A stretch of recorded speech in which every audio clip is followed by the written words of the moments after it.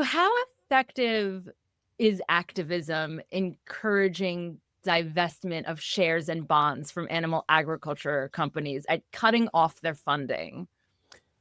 Yeah, so there's actually two kind of questions there. There is how successful is activism at getting uh, getting divestment to happen, and then how successful is that at cutting off the funding for factory farming? And that's kind of where the distinction lies here, because if any of your listeners are familiar with the climate divestment movement, you see all these campaigns to have pension funds and investment banks to dump all of their shares and bonds in fossil fuel companies. You'll know that it has been, by some definitions, radically successful. Like, we've had thousands of institutions divested like billions from fossil fuels. But the problem is that though you can get the divestment, it often does not have any effect at all on the problematic industries that we hope to target. And so yeah, and this is kind of this is my reading of the economics literature. This is the kind of consensus of economists. I read a lot of dry finance papers to get to this conclusion, and I was very surprised, but it seemed quite consistent. And the problem is that if you convince your pension fund, or if an investor decides to sell their shares in, say, a factory farming company like, I don't know, like JBS or something, it will only damage the company's access to new money if nobody else wants to buy, if nobody else wants to buy those stocks or bonds, because if basically no one wants to buy them, then that means they can't be sold for as much, which means that the company doesn't unlock as much capital, we call it, when they raise those shares. So and similarly, we have a concept of pressuring banks to drop loans to factory farming. Was that something you want to get to, or should Yeah, I dive deeper? definitely. Yeah, I mean, I just want to cover the whole idea of financial activism, both on an individual level and whether it's a campaign worth pursuing. yeah. So so I'll also cover. There's another type, what we might call lender pressure campaigns or bank pressure campaigns, and this is literally the case of that a bank is making loans for the development of, say, new factory farms or animal agriculture in general. If we pressure the bank to drop the loan, then the company doesn't get the loan, the company starves. That's the theory. And similarly, we've seen campaigns like this before. So famously in the US, the Standing Rock Sioux Nation used this tactic to fight against the Dakota Access Pipeline, right? Like, some people wanted to build a giant oil pipeline through their land. Obviously, they weren't happy about it, and that's how they fought back. The problem is these also don't work, and they don't work for the same reason. The idea here is, if you sell a share in a factory farming company, if you convince a bank to drop a loan, that only has an effect if nobody else steps in to kind of take up that investment or make that loan. And the problem is that we live in a very kind of globalized economy where a lot of money flows very freely. And so because of that, there's always someone else who is willing to step in. So, for example, with the case of the Dakota Access Pipeline, through honestly incredible activist sustained pressure, they managed to get 7 banks to drop their loans for the access pipeline. But the problem is that these banks basically just sold their loans onto other less ethical banks, who basically did not care about what the activists thought and did not care about the reputation.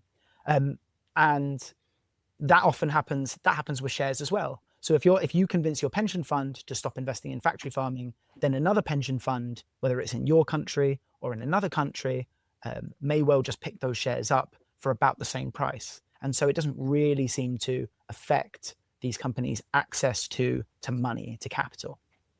Yeah, and I want to assure everybody that we are going to get to some somewhat less depressing thoughts on this topic.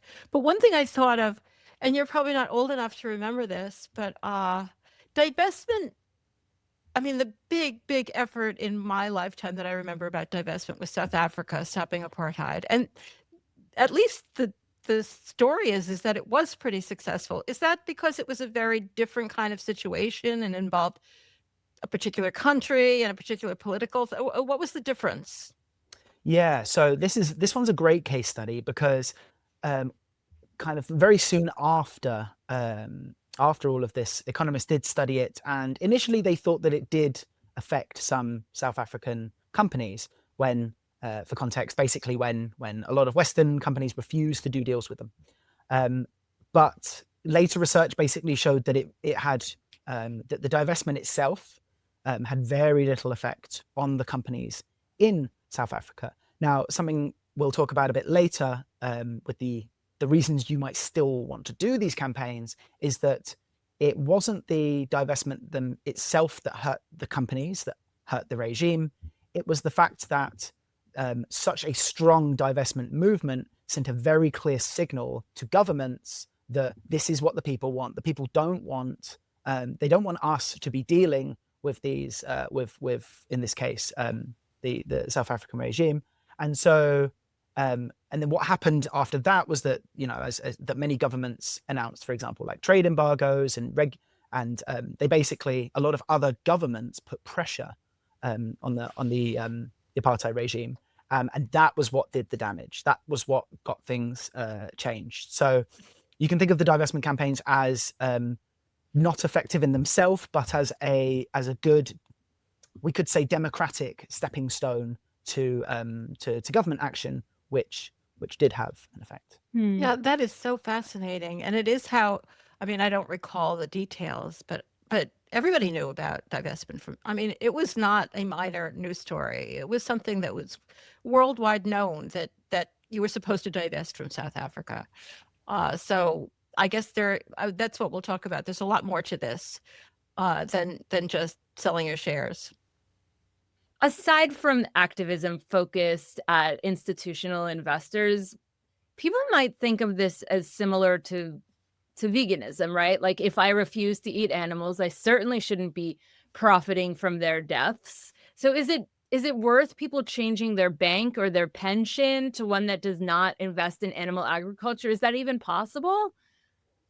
Yeah. So this is a great point.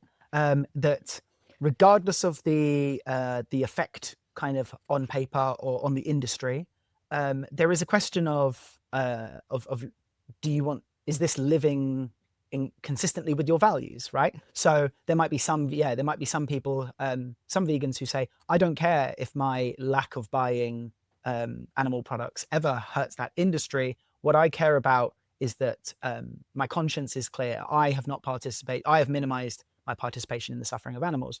And so, and I think that's a fine reason to, for example, to change your bank if your bank is investing in factory farming or animal agricultural practices that you don't like.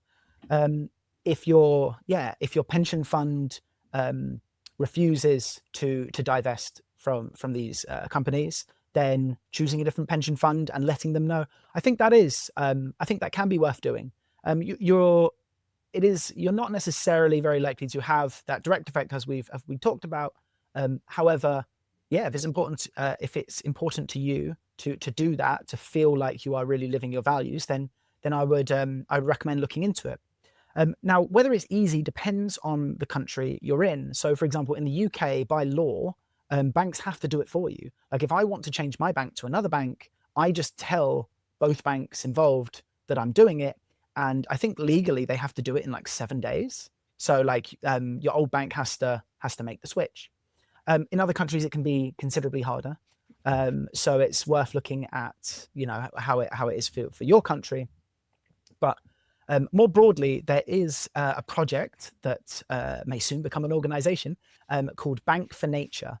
And they are doing work on this. It's run by a guy called Rory Cardy. He is looking into, for example, like how easy is it in many different countries? What can it do? And trying to help people do that if they want to. So Bank for Nature would be one to look into.